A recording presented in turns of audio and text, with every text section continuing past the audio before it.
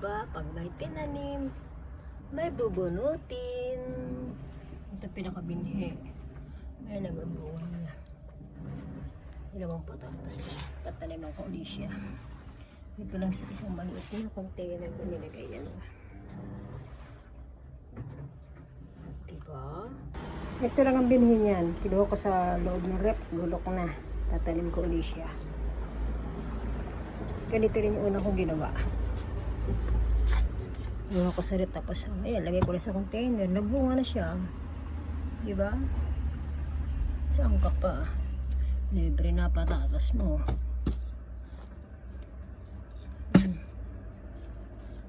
Ito pa yung maliliit niya. Oh. Maliliit naman, hindi ko nakuha. Tayo na lang ulit ito. Ano ko, kamuti ko. Yung kamuti ko, kamuti rin yan.